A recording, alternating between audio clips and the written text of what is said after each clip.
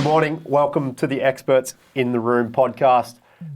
You'll notice today I'm looking down the barrel of a camera for our first ever video recording of our podcast, and I'm very happy to have Gordon Newman, founder of Omnichannel Stories, here with me today. Gordon, you're very welcome to jump in.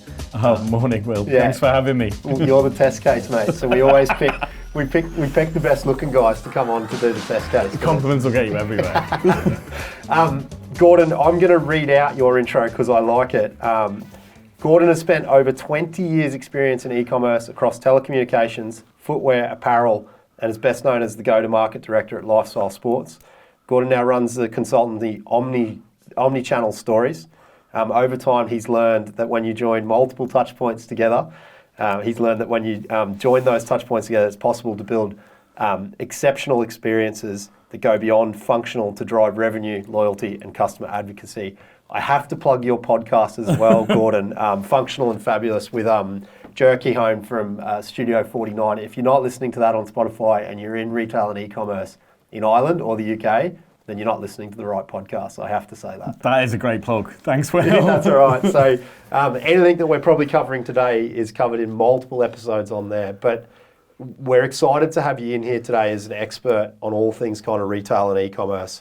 I guess you're a huge advocate of technology and how it can kind of advance brands in what they're doing. Obviously, we're a technology partner ourselves, or a technology solution, Extreme Push.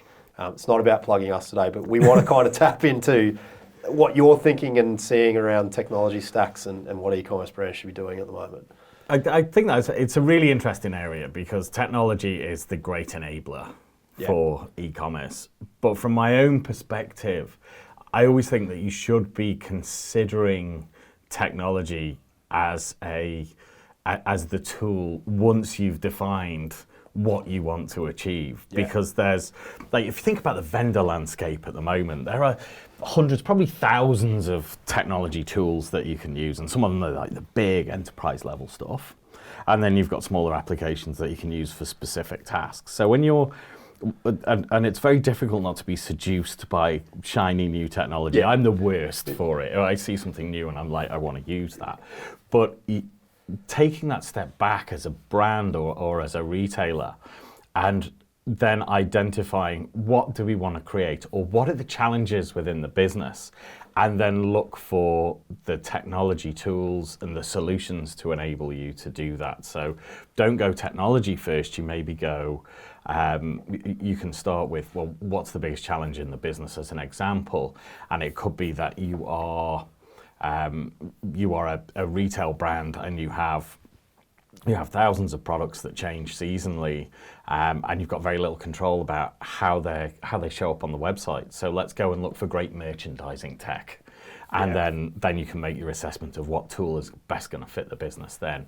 But I suppose my mantra is start with the basics, work out what you want to do with your brand, what challenges that you have, and then go and find the technology that fits to help you solve those. Do you find in a consultancy's perspective that obviously, like, it's easy not easy, but as a startup brand, you might go, oh, geez, I put all the shiny stuff first and go and invest in it, and you're forgetting your core business values. Does that still go across the scale where you've seen even experienced teams with maybe legacy tech stacks kind of thinking, oh, we need this bit, we need to add this bit, and kind of not thinking about the core business problems that they should be solving for their customers? Yeah, you do tend to see that you see that in a couple of ways, and it manifests itself in a couple of ways that everybody loves to blame the tech when something doesn't work, like, oh yeah, the tech's rubbish. But have you stepped back and looked at how you're using the tech that you've got in place? So say you've got an ERP, did you adjust your processes around your ERP to make, say we're talking product upload. Yeah. Have you adjusted your processes around the ERP that you have? Or do you need an ERP because it's not fit for purpose? And very often there's a temptation, particularly in established brands, to like, we're going to blame the kit. Yeah. And then we're going to put some new shiny tech in, and that's going to fix everything. But then if you don't make that cultural change, or you don't have that process shift that needs to accompany this, then you end up in the same place again, and the technology actually hasn't helped, or it's been underutilized, and you see that quite a bit. Or people select the wrong technology because they haven't stepped back and thought about the problem that they're trying to solve. So again, a good example of that might be on an e-commerce platform. Yeah. And the platform doesn't potentially have the flexibility that they're looking for. And instead of going, right, okay, which platforms are more flexible, step back and say, well, what is the flexibility that we need? Is it content-led? Is there something that we can add to our existing stack without ripping everything out and starting again? Because the disruption that causes across a business is absolutely enormous. Yeah, and your time as a director of go-to-market at Lifestyle Sports, I'm sure, is probably informing some of these kinds of conversations. Yeah, like we weren't without our challenges. Yeah. One of the challenges that we had was that we were with one technology partner for a particular product. I'm going to tread very carefully now. Yeah. I was going to say, no spoilers here. One particular product, and that product got acquired. Yeah. And then by another business, and then it got acquired again. That whole other business, and then the product was retired. Yeah. So really, in that situation, our business challenge was, you need to replace the product because there's going to be no product there in 12 months' time. So the challenge that we had to overcome then was something that is going to be fit for purpose for the future, but we're also going to have to replace something within a very tight time frame. And that was an interesting process to go through because it forced us to step back. Yeah. And it was a major piece of technology for us. It forced us to step back and say, what is it that we are going to need, not just today, but what do we need in 3 years, what do we need in 5 years? And that then informed the process. And that was actually a useful exercise in stepping back, but we hadn't planned to make that decision at that point. It was forced upon us, and that was kind of uncomfortable. Yeah. But it was, I think we got a good outcome. Yeah. Well, I think proof's in the pudding of the offering that they have, obviously online. So, and their go-to-market strategy. So, yeah, that's my. What was interesting about Lifestyle Sports as a brand is that it's a reseller of other people's product. So therefore, you aren't competing on price. Yeah. You're not competing on product range because you can buy that product elsewhere. So then that forces you as a retail business to step back and say, right, what are we competing on? What makes us different? What makes us special? Why would a customer come to us as opposed to another brand selling the same product? And that's where we identified, well, what can we compete on? We can compete on service. We can compete on presentation. We can compete on communications. We can compete on activity. Not activity, that's the wrong word. Compete on experience. Yeah. And the activity that sits around the experience so that we build something that customers love shopping with. And that's what's going to keep them coming back. Not, we've got Air Force Ones and they're a tenner cheaper than everybody else. Yeah, that's not going to drive your business forward in the long run. So it's giving you a good chance to spot that difference in what you're trying to do for a brand story. And then build the relationship. Yeah. So looping that back into the tech conversation, what are the tools that you need to be able to do that? So what kind of shape is your CRM in? Yeah. What data do you hold about customers? How do you then utilize that data so that the customer is getting a personalized experience, but not so personalized that it's weird? Yeah. But personalized so that it's enjoyable and built around them. And that was always where we as a team tried to focus our efforts. So that's probably a good segue into Omnichannel Stories and what you're doing now and what you're kind of advocating around the touch points, and particularly in CRM, huge focus obviously for us around actionable data, understanding your customers, and then trying to get out and talk to them in the right place at the right time. How are you kind of talking about that at the moment? What's interesting is that there's a huge amount of focus on all of the customers that I've been working with and that I've done work with partners on. where they will be very, very focused on marketing, but maybe not as focused on their operations. Yeah. So the first thing we always do, and the first thing I always do, is look at that operation in the round. So how does a product go from inception, either it's bought or it's manufactured or created? How is that selected? What is the process that brings that to life online? So that's always the first part. Yeah. And very often there's quite a bit of work to do in that area. Then we look at how are we presenting that product. So how does that show up when a customer goes online or goes into a store? How is that experience joined up, if at all? And what changes can be made around that? And then we start to look at communications activity. And you can then start to look at all of the different communication channels that are available, from how do you acquire customers, once they're acquired or once they come and experience the brand, what communication do they then get? So say they register but they haven't bought anything.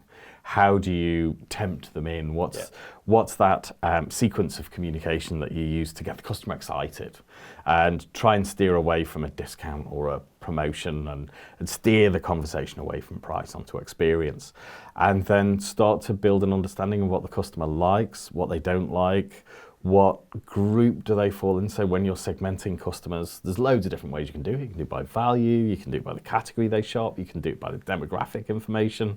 Usually it's a mixture of all of those things plus some of the experiences that they've had, and then start offering them relevant communications that they're going to start getting excited about through channels that they like. Yeah. And you've got so much choice available to you. You can SMS them, you can mail them, you can push message these customers. So, a couple of those messages are quite intrusive and they need to be used sparingly at like a moment of truth. But you use the data from someone that'll respond to it to send exactly. Yeah. Don't be like texting your entire base 5 times a week because they'll get very annoyed with you quite quickly. And it's very unlikely that you'll have something relevant. But email them stories that they'll be interested in and that they're likely to engage in, and recognize that there's different segments that want different things from you as a brand. Somebody might be a very functional shopper with you, where somebody might be a bit more experiential. So use that data to work that out and try things. Yeah. So that's a lot of the work that we kind of do. But there's so much to talk about. Yeah, I was going to say, we can pick on a few threads there. What I find really interesting, and it was actually a topic that came up, we were up at eCom Live in Belfast. There's a plug for Kevin at the Grow Consultancy. But it is a great conference, by the way. Yeah, it is very good. One of the speakers I remember talking about, we as e-commerce brands and retailers, now obviously it's going to vary depending on what you're selling, understanding the right type of customer that we want as well, and being okay to take a hit in that some people are going to just come on for price and they're going to disappear eventually. We're not going to be building experience for them. I find the big talk at the moment around retention is the new acquisition can be a little bit, I'll lead you down a hole there. You might disagree with me, but I think that retention 100% has its place for the right audiences. But sometimes you're still going to have to be working hard on your acquisition to get new people in to replace people that are falling out of your funnel. How do you kind of balance the push and pull with brands on where they need to be putting limited budgets in a hard market at the moment around make sure you're talking to your loyal base, double down on their LTV, versus we still need to protect our brand and we still need to be out on ads, we still need to be finding new audiences and talking to new people? So as you say, it's a balancing act, and it's a constant balancing act for it depends where it sits within the organization. Yeah. So for either every e-commerce manager or every marketing manager, there is always a balance to be struck between acquisition and retention. And when you're looking at which customers you're going to invest the most into retaining, they're the ones that are going to show you the greatest propensity to have a long-term relationship with you. Ideally, they'll come back and they'll shop with you frequently. It depends on the product. It might be a product that you buy once. It might be a product that you have on a replenish cycle. Customers that you want to win back, so they've maybe strayed. But why have they strayed? Have they strayed because somebody offered them something at a better price? Is it because they've had a poor service experience? If they've had a poor service experience, then what caused that, and is that happening to lots of other customers? So let's step back a second, go back to our brand promise. Are we achieving the things that we said we would? So say you promise somebody a next day delivery, but 50% of your deliveries are taking 2 days, then actually, are you going to invest in acquisition marketing, retention marketing, or are you going to invest in operations? Well, that needs operational investment to bring the service back up to the standard that you've been promising, some retention activity to win back those customers, to get them to try again, and you might want to incentivize them to try again, and that's going to cost you margin. And then you want to be confident in your acquisition message that actually this is the service that we're going to provide. So there isn't a magic formula that says, you know, your acquisition retention budget needs to balance at whatever, because you might be early stage. So you might be an established business, but your e-commerce business is relatively new, maybe 2 or 3 years old, and you'll be amazed how many people span up businesses during the pandemic, and now they're like, right, okay, how do we grow our e-commerce base? Well, that's going to be investment in acquisition. And then of the customers that you've got, you still need to be retaining them and engaging them, but acquisition's more important at this part of the life cycle versus an established business where maybe, you know, a few 100,000 people have shopped with you in Ireland. If you're Irish based, that's actually quite significant. So invest in managing that base. So I guess it's not a straight answer. And that it depends. No, that's fine. I think it comes back to we talk in our business about brilliant basics as well, setting up your core fundamentals in your comm strategy from a retention perspective, and it can be on your acquisition strategy. Like, there are some non-negotiables I think that brands need to be looking at that are potentially that they're not doing because they haven't thought about it, you know. Basic segmentation is one. The number of people that are sending the same email to their entire base at the same time on the same day, and you have the conversations like, we send that email on a Friday, but you know, we might want the same email, but for you it might be better on a Tuesday, and for me it might be better on a Sunday. It depends. So it's starting to understand how customers are reacting to different messages, different timing, when is relevant for them. It's funny, what we're talking about a lot here is that marketing managers and e-commerce managers are becoming, you almost sounding like data analysis, or, you know, there's a skill set that's changing, I think, as well. And I've heard you talk about this before, about, you know, if you're a holistic marketing manager working in this space at the moment, you're wearing a few different hats. There are some core, it's tough. But there's probably some core skills, I think, that you need to be looking at. The ability to tell stories with data, understand it, doubling down on that. How to interpret the information that you have. And it's one thing to be able to get the information, but you can then be overwhelmed with the information that you receive. So the skill there is to pick out what is important.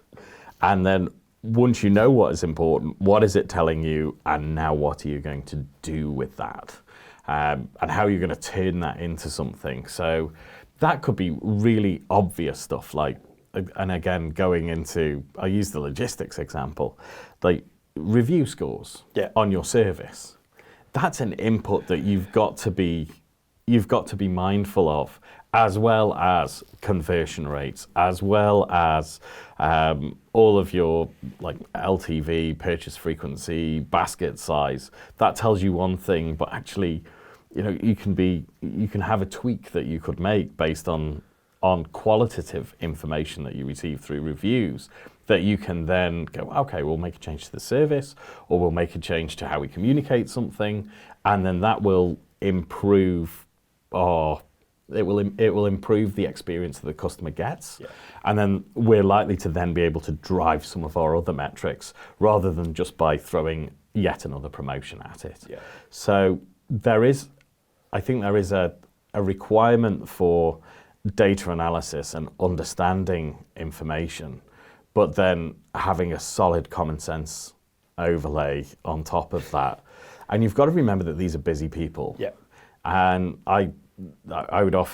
people would often ask me, and I'd explain to them that there are hundreds of things going on, and you've got like 99 problems, and where are some of these activities sitting? Because you're going to have something that's broken, you're going to have something that's on fire, you're going to have something that you need to fix immediately, but then don't neglect some of this more in-depth work that you're going to need to do about really understanding your customers. And again, it comes down to balance. And how important, in your opinion, is finding partners that can help you on your day-to-day if you're an e-commerce manager to support you in some of that function that would turn the 99 fires into 89 fires. Put some or fires 90 out. or 91 or whatever it is. Just put one fire out. Yeah, just one would help. I always talk about the importance of partnerships. Yeah.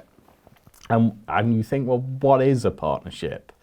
So if you're working with your development agency, how do you interact with your development agency? I think partnerships are very important, by the way. So do you just go in and have your call once a week where you discuss your project roadmap and shout at your agency because things are late? Yeah.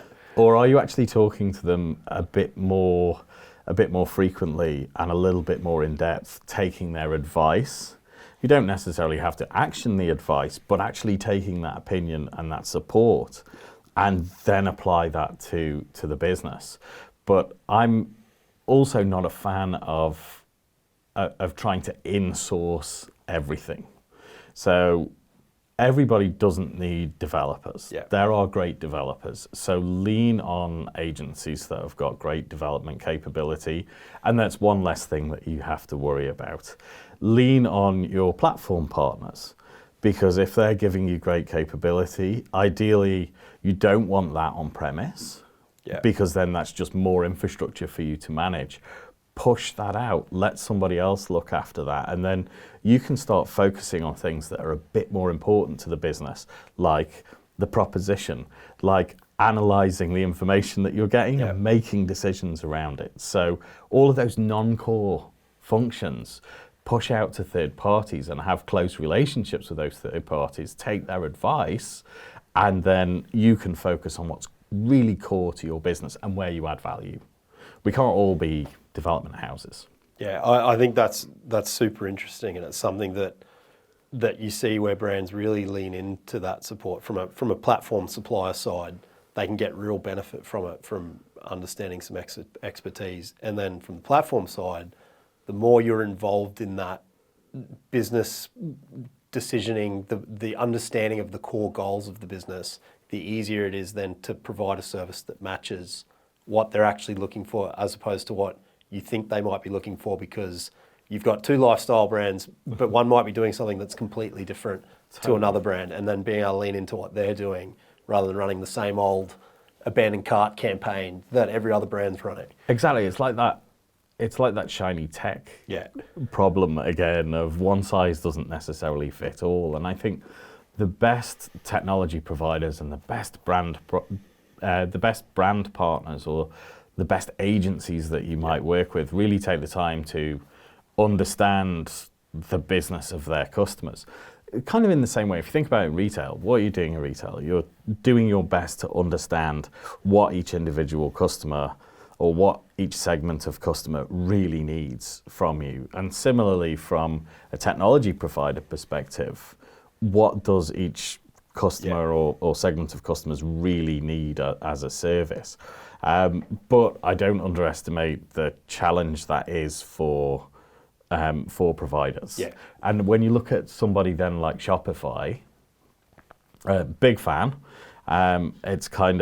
it's one of those products that sort of does 80% of what you need really, really well. So what do you then need? Well, you then need an agency partner that's going to work with you to get that other 20% that maybe is a bit unique or quirky about your business. Yeah. And they can help either extend the platform, or they can add apps to the platform that are going to support the objective that you have. So who's your biggest partner in that?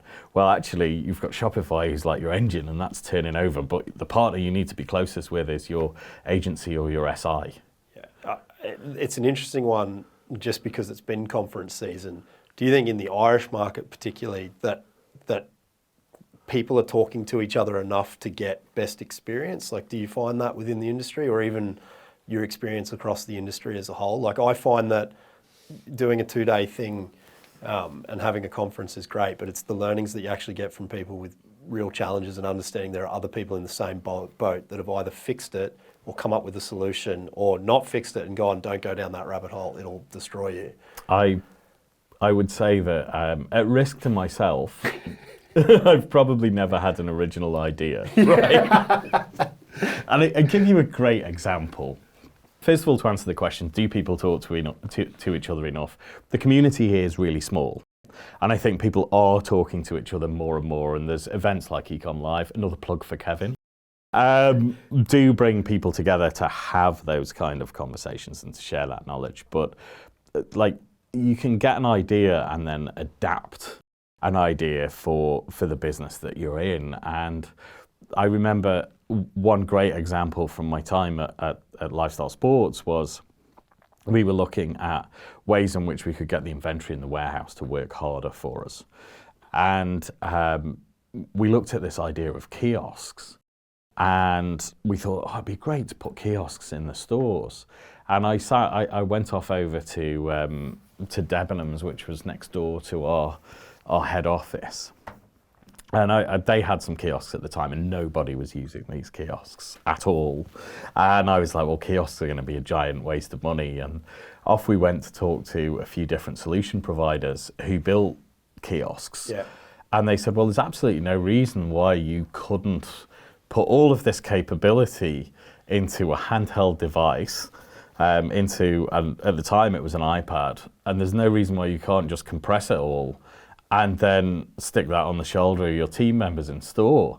So we took that away, and well, the idea of a kiosk is good. The idea of getting inventory that's sitting in our central distribution center is good. The idea of giving our team members something that they can use to interact with customers is good. Yeah. Let's push all of that together. But that wasn't something that was magically dreamed up by Gordon. That was something that was recommended from a number of people saying, this is what we do in this situation. And then taking those ideas and putting them all together into something that worked for us. Yeah. And do you, I like to pivot into this because you're an expert in this industry. You've been in it for, I won't insult you a long, long time. Gordon's younger than he looks, I promise. Tough paper round. Yeah, tough paper round. Are there other sources of information that you would say are a must-have if you're either, say you're entering as a brand or you're an e-commerce manager that's starting out, or you're even an experienced e-commerce manager? Would you be following certain people on LinkedIn? Would you be looking at different resources online constantly to kind of upskill and learn? There is the great thing about our industry, and the thing that I love most about working in e-commerce is how generous people are. It's full of people that are willing to share their thoughts, share their ideas, what's worked, what hasn't worked for them. And that's kind of on a global level. Yeah. So there are like hundreds of people that you could follow on LinkedIn, on Twitter. I just steer clear from all the guys that are like, we got 26x growth in 3 minutes by just changing our email. And you sit and think, well, actually, no, you didn't. But there is then a whole host of people that you can follow. There are podcasts that you can listen to, obviously Functional and Fabulous. Yeah, I was about to say there's experts in the room. But then there are great things happening all over the world that you can listen to. Like another one of my favorites is Rethink Retail. I'd love them to have me a guest. I'm just saying. Wink. But there's a lot of people that talk about very specialized areas of the industry too. And the other thing I found is if you reach out to people and ask them the question of, I've got a problem, I'm struggling with this. Like I'm looking at something to do with marketplaces at the moment. And a guy posted on LinkedIn, here's the top 150 marketplaces in Europe. and this is what they sell, and this is what their average bounce rate is, and this is how much traffic they have.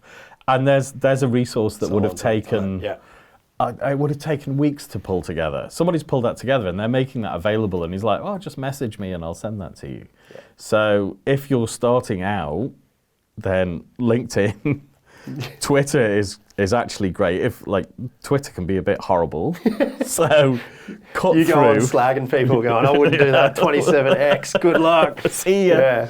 It's more that if you can cut through some of the nastiness on Twitter and get into like e-commerce Twitter, there's great people there, and then tip up at conferences, and you'll be amazed at who will talk to you, what they'll share, who they'll connect you with. They'll connect you with solutions vendors for challenges that you're having. So I'd be talking to somebody and say, oh, I've got a speed issue on a website. And they're like, right, okay, well, you need to talk to X person that has a piece of technology that will be able to fix that for you. So it's a very, very generous community.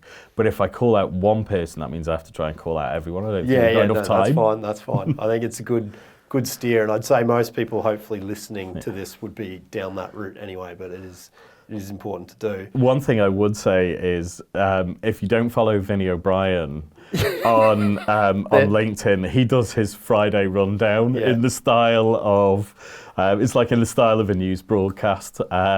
So that's a bit of light-hearted, what's going on in the industry, and it always makes me chuckle. Yeah, he's a big target. I think we've got him lined up to potentially come in. If he's listening to this, he'll have to say yes to my invitation.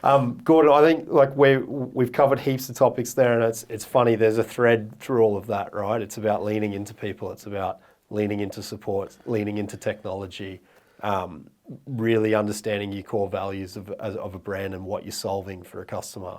2023, 2024, we've come off the bizarre bounce of COVID with e-commerce, a lot of recalibration within the industry. Like we look at Shopify, we look at the platform side of it, probably calibration of kind of where people were projecting things were going. Tough market to be in, I think, easy to say. What do you think are some areas of opportunity for brands at the moment as far as their omni-channel marketing that they should be looking at, and potentially areas of opportunity across the spectrum of a holistic approach to being an e-commerce brand at the moment? That is quite a big question. Yeah. If you can answer that, then we'll let you go. If I could answer that, then I'd start my own consultant. Oh, actually, I have. No, the big opportunities are really about understanding the customer and the market fit that you have. There are lots of tools that are available to reach that customer. And one of the challenges is choosing which of those tools is the right tool.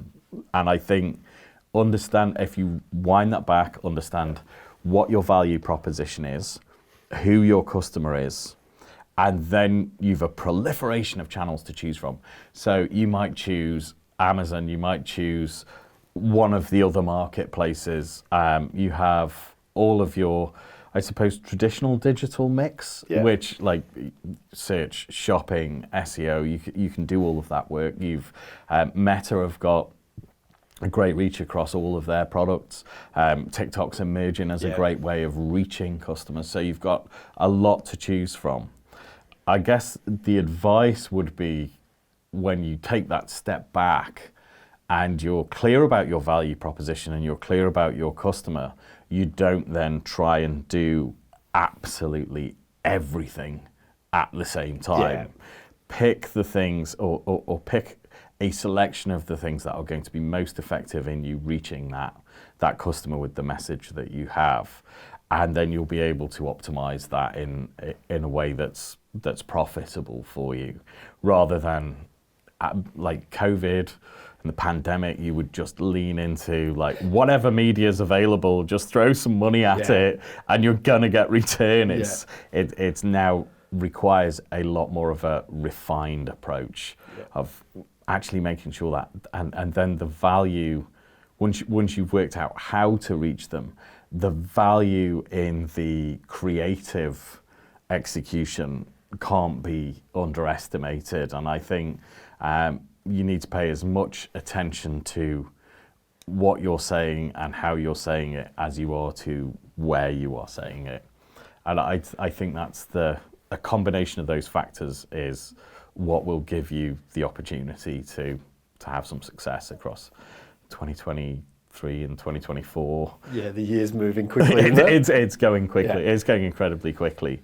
And having that focus on customers is build for the customer. Yeah. And don't build for, don't use price. It's a lazy mechanism. Yeah, it's funny. One of the biggest takeaways from that conference the other week was how many people sit in bubbles, the desktop bubble.